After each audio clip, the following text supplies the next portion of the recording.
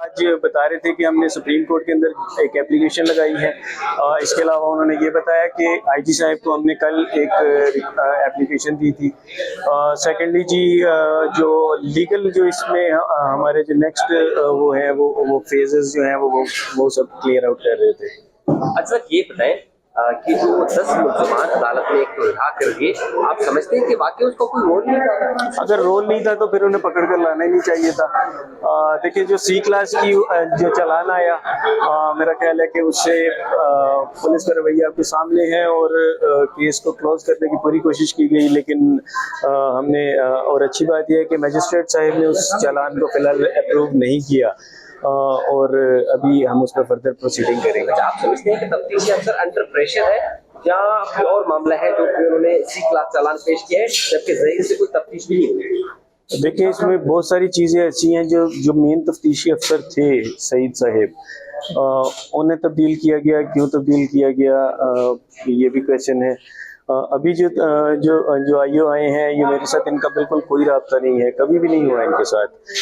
अभी police, even जो police ने जो अपनी फाइनल रिपोर्ट है चालान के अलावा, वो अभी तक हमें उस तक रसाई नहीं दी गई। तो हम इस सब चीज़ों के अगेंस्ट हम गए हैं कि ये दोबारा से फिर इन्वेस्टिगेशन की जाए और आईओ जो है वो उसके ऊपर हमें एतमाद नहीं है, वो आईओ को चेंज किया जाए।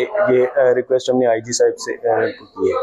सर क्या समझते हैं, सर क्या कहेंगे, क्या समझते हैं पुलिस को क्या बर्खास्त करेंगे? पुलिस का रवैया जो आप हम सब देख रहे हैं, आपने कल आईजी ने एक बहुत बड़ा जिम्मेदार शख्स से इसे वालिद साहब को जो है वो कई दिनों से जो लगे हुए हैं अपनी बच्ची के इंसाफ के लिए, लेकिन एक बड़ा सरबराह के तौर पे आप पुलिस का बोल ये कह रहे हैं कि केस खत्म हो गया। आप क्या कहेंगे, उसको मायूसी होती है? देखिए, बिल्कुल उन्हें ऐसे नहीं बोलना चाहिए था, क्योंकि केस तो ट्रायल कोर्ट में चल रहा है, प्लस हमारे पास लीगल ऑप्शन तो कहीं भी खुले हैं। हम हाई कोर्ट के अंदर रिव्यू कर सकते थे, हम आज सुप्रीम कोर्ट में गए हैं, तो केस खत्म नहीं हुआ तो हम गए हैं। तो इतने बड़े जिम्मेदार अफसर को ऐसा, मेरा ख्याल है कि थोड़ा सा वो करना चाहिए था और ऐसा बयान नहीं देना चाहिए था। और एक पर्सनल क्वेश्चन है, अगर आप इजाजत दें तो मैं करूं जी। वो एक इंटरव्यू में उसका जिक्र हुआ था। जी जी, बोलिए। वो एक खातून यूट्यूबर है, उन्होंने कहा है कि जी जो मेरे साहब ने भी खुद जो है भाग शादी की है और ये मुकाफात अमल है। मैं मौजूद चाहता हूँ, मैं इतना सख्त सवाल कर रहा हूँ, लेकिन मैंने कहा कि शायद इस पर भी क्लैरिफिकेशन। अच्छा, मैं आपसे रिक्वेस्ट करूंगा आप से कि आप मेरे घर पे आइएगा। मैं अपनी शादी की वीडियो जो पड़ी है वो टीवी पे लगाऊंगा। मेरी शादी में फिरदौस आशिक अवान साहिबा भी आई थी। मेरा ख्याल है 1000 से ज़्यादा बंदा वलीमे में मौजूद था। और जिस तरह खानदानी शादी होती है बड़ी रिस्पेक्टफुली, मेरी पुप्पो के घर मेरी शादी हुई थी और मैं अभी तो इन-लॉज के पास ही रह रहा हूँ। अगर मैंने भगा कर शादी की होती तो मैं इन-लॉज के पास ना रह रहा था। सेकेंडली, मेरे पास अपनी शादी के तमाम एविडेंसेस हैं, वीडियो है, तो ये मेरा ख्याल है उनको शट डाउन कॉल करने के लिए काफ़ी है। अच्छा, तो ऐसे जो यूट्यूबर्स होते हैं जो मिस इन्फॉर्मेशन फैलाते हैं, उनके लिए कोई मैसेज देना चाहते हैं? मेरा ख्याल है कि उन्हें खुद थोड़ा सा इस चीज़ का वो करना चाहिए। देखिए, आज वो मेरे लिए ऐसा कर रही हैं, कल कोई ऐसी चीज़ें उनके अगेंस्ट भी उनके सामने भी आ सकती हैं, क्योंकि एक बात उनकी करेक्ट है, मकाफत अमल होता है। तो उन्होंने आप पर इल्जाम लगाया है जो नहीं है, तो आप तो साइबर क्राइम पे केस करेंगे? देखिए, उन्होंने मेरे पर बहुत सारे इल्जाम लगाए। मैं कुछ तो यहाँ मतलब उन्होंने मुझे ये कहा जी कि सबसे पहले वो शुरू हुई कि मेरे ऊपर एफआईए के केसेस हैं। मैंने उन्हें एक लीगल नोटिस उस वक्त इशू किया था और मैंने उसमें ये कहा था कि अगर मेरे ऊपर एफआईए के केसेस को छोड़े, अगर मेरे ऊपर कोई पुलिस में कोई केस हो, किसी और कानून साज इदारे में कोई केस हो, तो उसे साबित करें। वो उसे साबित नहीं कर सकी। अब वो पर्सनल चीज़ों पे आ गई।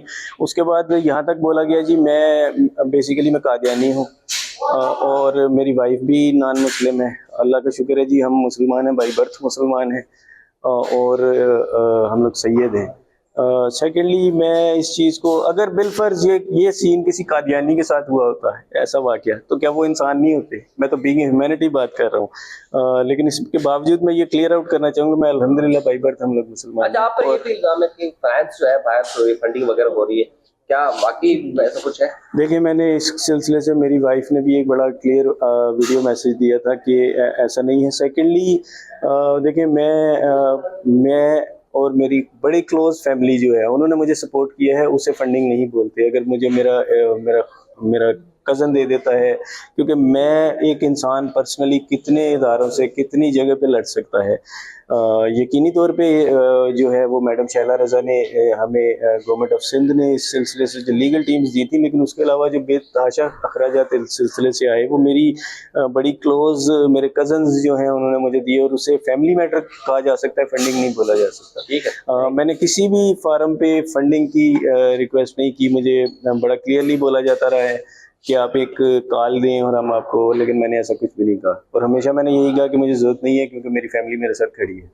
सर एक दुआ के लिए कोई पैगाम देंगे? ज़ाहिर है वो सारी वीडियोस अगर सुन रही होगी। कहा जाता है कि देखते भी हैं सुनते भी हैं, तो आप हर जगह हर फोरम पे मारे मारे फिर हैं, बेटी के लिए कोई पैगाम देंगे? कहीं वो क्राइसिस में हो तस्वीर? देखिए, मुझे तो अभी भी ये यकीन नहीं है कि वो ये वीडियोस या ये इंडिपेंडेंटली वो देख रही है, लेकिन अगर वो ये वीडियो या मेरा कोई मैसेज उस तक पहुंचे तो मैं कहता हूं कि दुआ ज़हरा को थोड़ा सा इस सिलसिले से ब्रेव बनना पड़ेगा।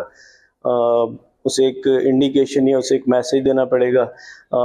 मैं कभी भी किसी भी सूरत में, चूँकि मेरी बेटी है जी, वो जिस मुश्किल में गिरी है मैंने ही उसे निकालना है और मैं उसके लिए खड़ा हूँ।